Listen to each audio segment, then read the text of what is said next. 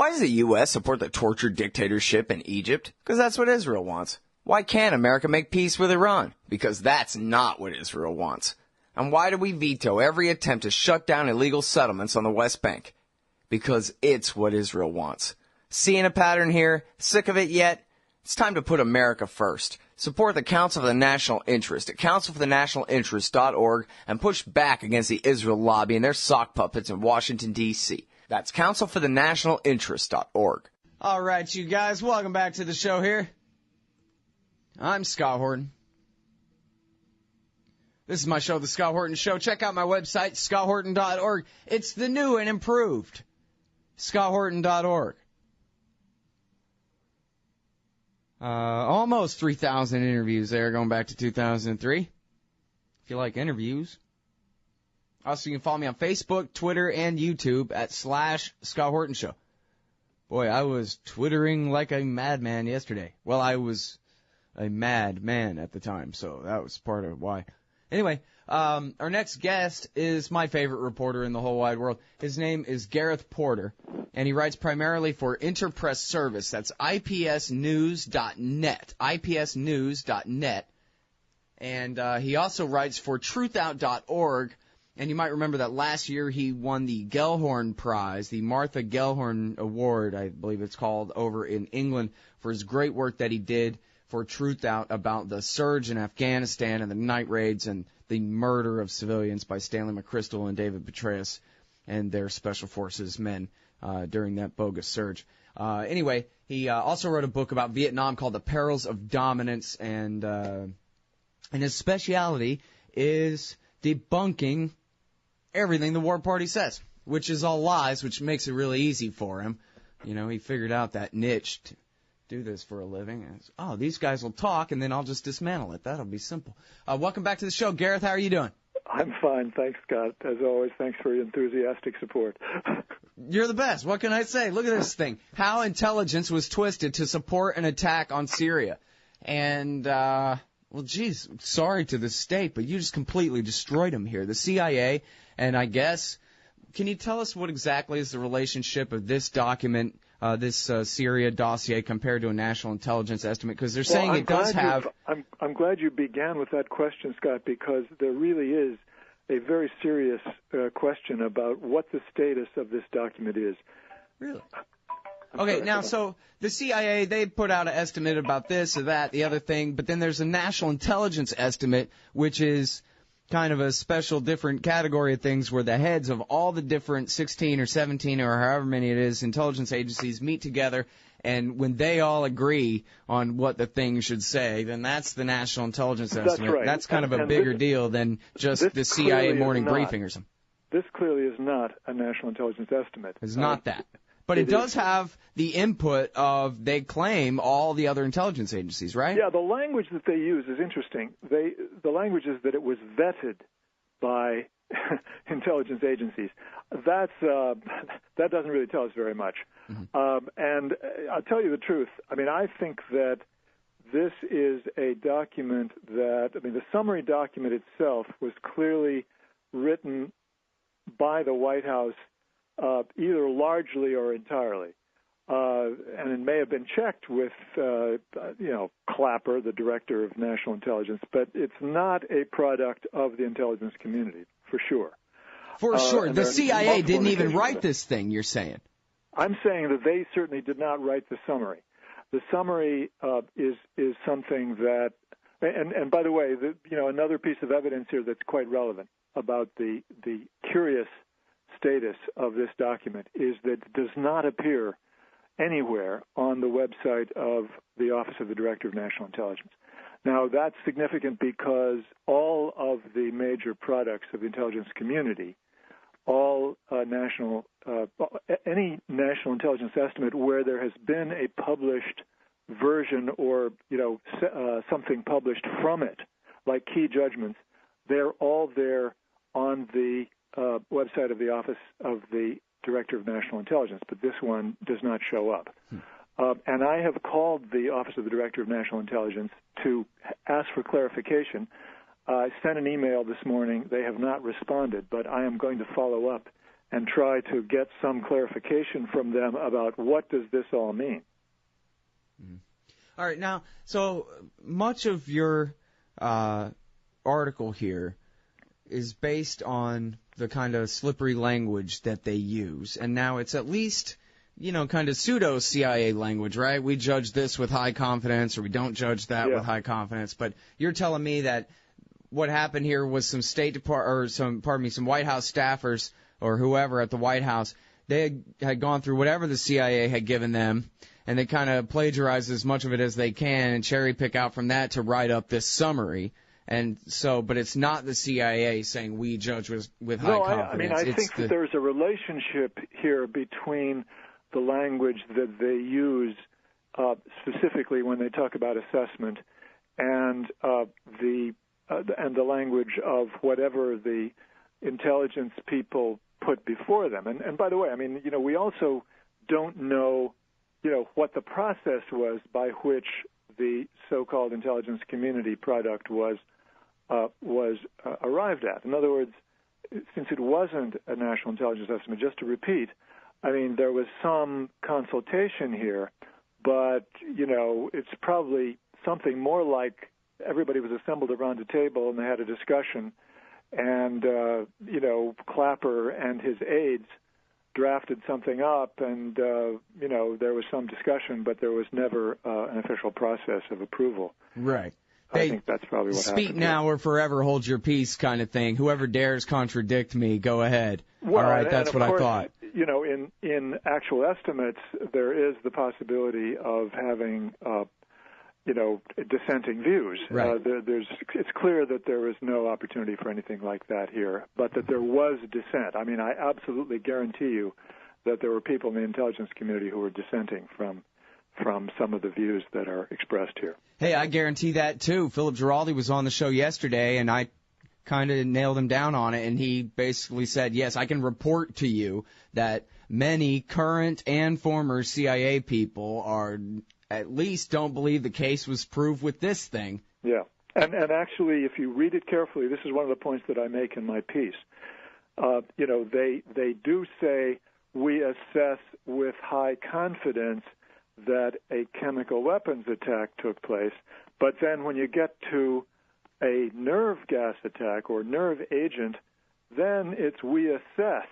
Well, that doesn't mean anything. That means that there's no, real level of confidence attached to it. And it's like saying, well, we're not really sure. Right. Okay, and now, by the way, one thing I did not state in my article, and I realize in retrospect that I missed, is that there's another place in the document where they say we assess, and that is with regard to the total number of 1,429 deaths that the summary says we assess, according to a preliminary government assessment, is the total number of deaths.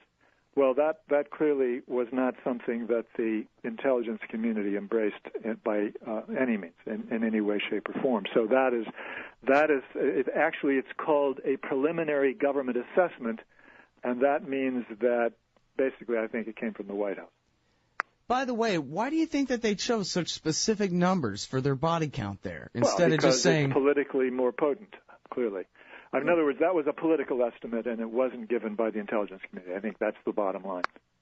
Yeah, but with a 2.9 at the end. Yeah, it's not, in other words, they took somebody's word for it who's, a source who was clearly self-interested. That's the explanation for that. Mm-hmm. Gotcha. All right, so now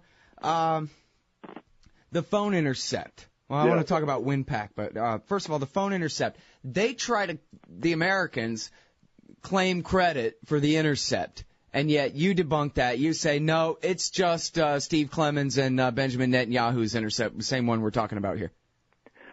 Absolutely. This is an absolutely central point to understanding the deception involved in this document. That they're claiming which everyone reading it is going to automatically assume means the U.S. intelligence community intercepted some communications. But Craig Murray, the retired British ambassador who's been a whistleblower and a truth teller, actually happens to be an expert on this whole question of electronic intelligence, because he was well briefed on that when he was in the diplomatic service. And the fact is that virtually all communications, whether radio, microwave, or other communications, go through or are monitored by the secret facility in Cyprus. That's something called Troodos, Troodos.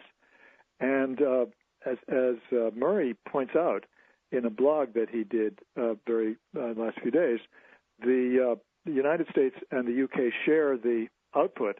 They both use that facility, and all of the monitoring that takes place is shared between the United States and the UK. Well, the fact is that the UK intelligence was never informed that there was such an intercept, and that means that the U.S. intelligence did not pick up those intercepted conversations.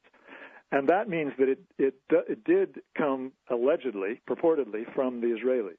Now, there have been a number of stories about this. It was leaked to a German publication and then picked up in the Israeli press by a former Israeli intelligence official, that the Israelis were the ones who got this intercept. Now, that means that it is totally unreliable. We don't even know whether it was a genuine intercept or not.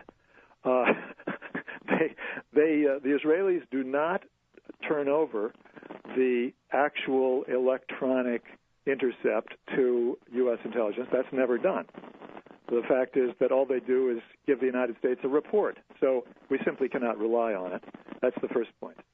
And then even what was turned over has been leaked to the news media previously to the release of this document, and gave it a different characterization, which is quite, it gives the lie to the way it was characterized in the summary document.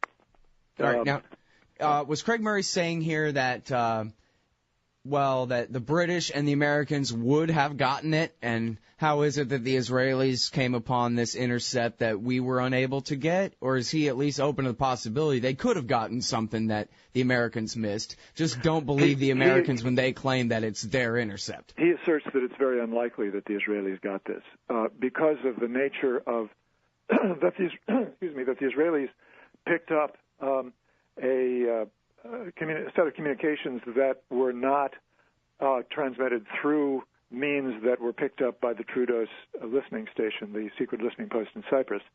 And so he regards it as extremely suspicious. Mm-hmm. And then you're saying there's another interpretation of the same probably bogus Israeli intercept that's already floating around out there. Exactly. Even assuming that this is an actual intercept and that the Israelis reported it accurately, to very uncertain assumptions.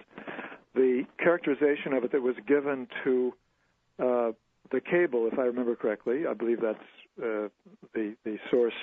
That's what it says in your piece here, yes. Yes. That was essentially a storyline that had a panicky, quote-unquote, senior Syrian defense ministry official talking to somebody in the chemical weapons unit and saying, hey, what's going on here? Did we do this? Are we the ones who did this? And unfortunately, we're not told what the answer was. What did the alleged purported chemical weapons officer say in response to this allegedly panicky senior Syrian official? And, of course, I think that suggests that, if there was indeed such a transcript, that the answer did not conform with the argument, the assertion in the summary document that there was confirmation that the Syrian regime carried out a chemical weapons attack. Mm.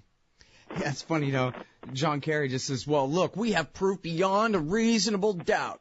I'm not about to show any of it to you, but I swear that we do. Beyond a reasonable doubt, I say. Well, what's interesting, and I did not publish this because I didn't see it until after my piece went out, but there was a Republican member of Congress who was quoted, I believe by Reuters, saying that he had seen the classified version of this document, and his comment was, and bear in mind this is a Republican member of the House of Representatives, not known for sophistication as a lot, he said it was pretty thin.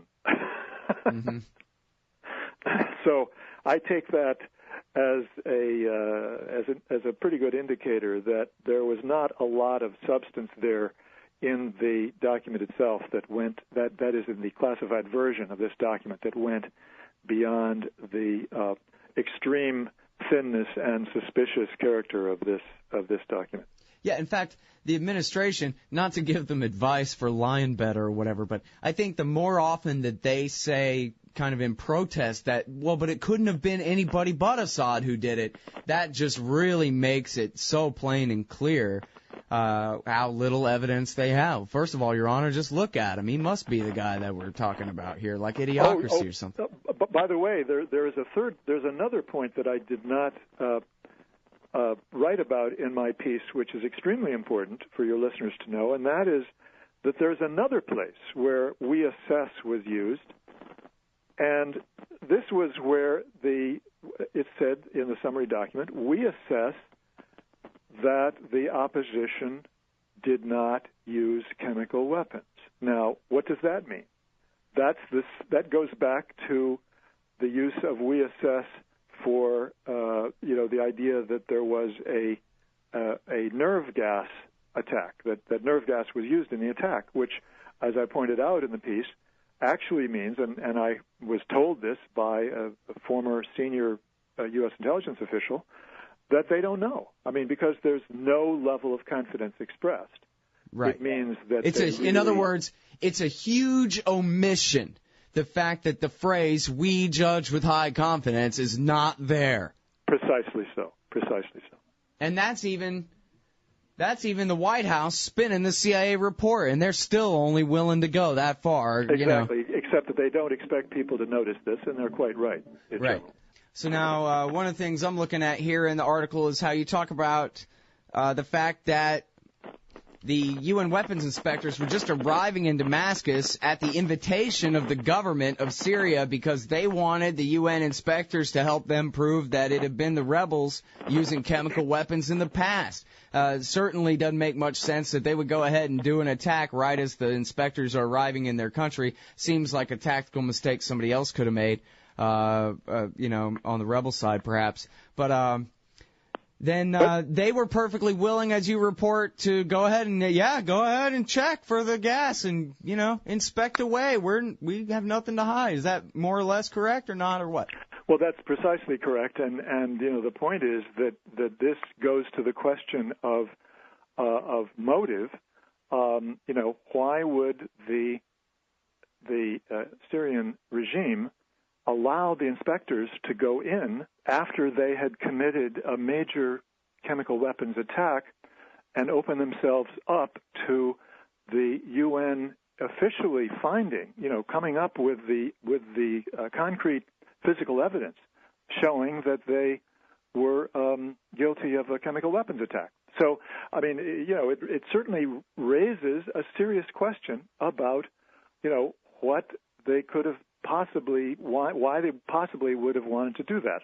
And I quote, this is, I think, an extremely important point in the piece.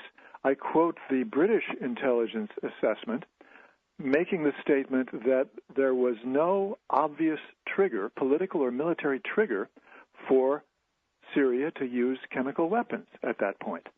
And that is a specific refutation of John Kerry's tendentious presentation saying that the Syrian government had every reason to want to use chemical weapons, and this, of course, is one of the major themes that we've been hearing from the Obama administration, that they wanted to clear out all these people. Well, if you really stop and think about it, there was practically no military utility to whatever happened. I mean, the results had absolutely no visible, no discernible impact on the course of the conflict.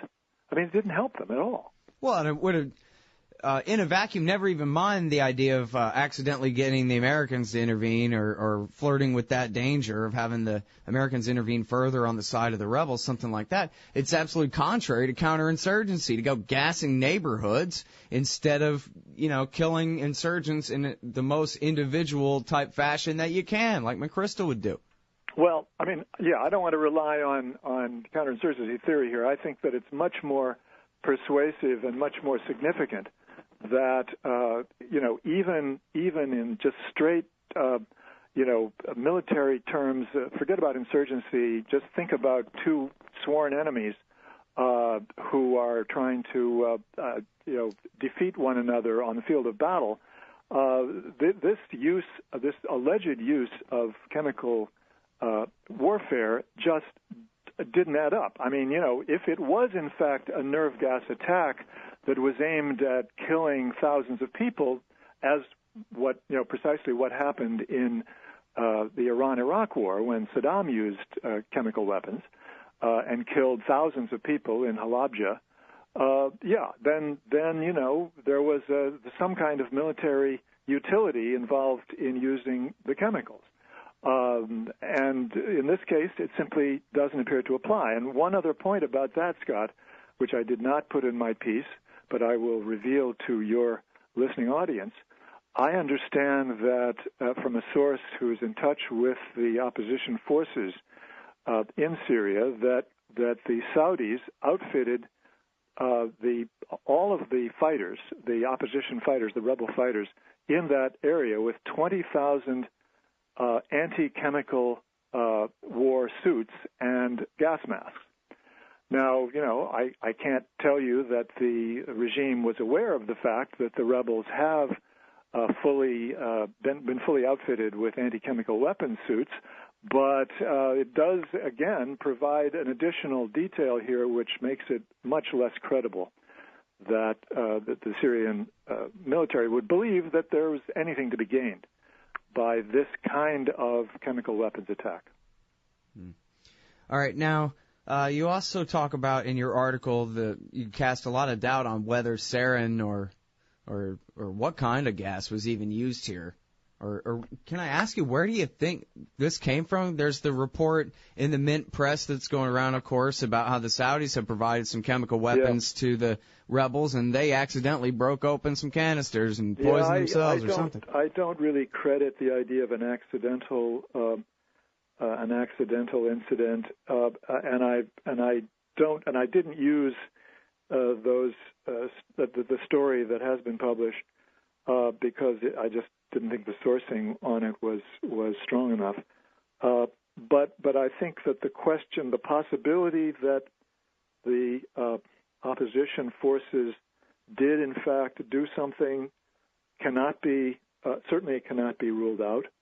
It remains to be seen. They certainly had the motive. They are the ones who had the motive for this to happen because, of course, it plays into their interests very clearly.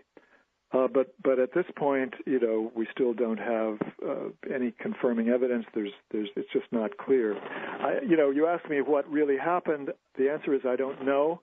I think, first of all, we have to wait until the UN investigators make their report to see if they did, in fact, find nerve gas in the blood of victims.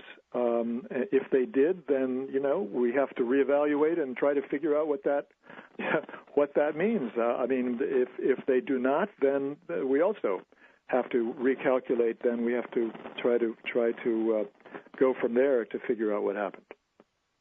But the point that you've made, that you've just alluded to, which is central to my analysis, is that the chemical weapons specialists are very clear that the symptoms shown on the videos themselves, these videos which are so emotional, which have evoked so much emotion, and are so easily manipulated politically, they find that they don't show a chemical weapons attack. They're not consistent with any known chemical weapon. All right, we got to stop right there. Thanks, Gareth. Thank you very much, Scott. All right, but that is the great Gareth Porter. How intelligence was twisted to support an attack on Syria. It's at truthout.org. And read those doubts of those experts. about how sarin works and what's seen in those videos. Very important point to end there. Hey everybody, Scott Horton here for the Future of Freedom, the Journal of the Future Freedom Foundation at fff.org/subscribe. Now, you know they publish great articles at fff.org every day, but their best stuff goes in the Future of Freedom. It's just $25 a year for the print edition, $15 to read it online, and I got a new one coming out in September in there, U.S. Responsible for Somalia's Misery. Support FFF. Sign up for the Future of Freedom at fff.org/subscribe. And tell them Scott sent you. Hey y'all, Scott Horton here for WallStreetWindow.com. Mike Swanson is a successful former hedge fund manager whose site is unique on the web. Subscribers are allowed a window into Mike's very real main account and receive announcements and explanations for all his market moves. The Federal Reserve has been inflating the money supply to finance the bank bailouts and terror war overseas. So Mike's betting on commodities, mining stocks, European markets, and other hedges against our depreciating dollar. Play along on paper or with real money, and then be your own judge of Mike's investment strategies. See what happens at WallStreetWindow.com.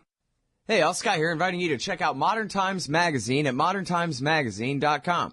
It's a great little independent publication out of Phoenix, Arizona, featuring unique views on economics, politics, foreign policy, sports, and music, with great art scene coverage and fiction writing as well. That's Modern Times Magazine at ModernTimesMagazine.com. Hey, all, Scott here, hawking stickers for the back of your truck. They've got some great ones at LibertyStickers.com. Get your son killed, Jeb Bush 2016. FDR, no longer the worst president in American history. The National Security Agency, blackmailing your congressman since 1952. And USA, sometimes we back Al-Qaeda, sometimes we don't. And there's over 1,000 other great ones on the wars, police, state, elections, the Federal Reserve, and more at LibertyStickers.com. They'll take care of all your custom printing for your band or your business at thebumpersticker.com. LibertyStickers.com. Everyone else's stickers suck. Hey y'all, Scott Horton here for Braswell Business Communication Services at FusePowder.com. Braswell Communications can provide a credentialed media presence for your company at industry conferences and trade shows, as well as support services and consultation for publishing, editorial and technical writing, business-to-business and marketing communications, research, and information campaigns. Braswell also does website development and complete web content maintenance to include voiceover audio and copywriting. Strengthen your business. FusePowder.com.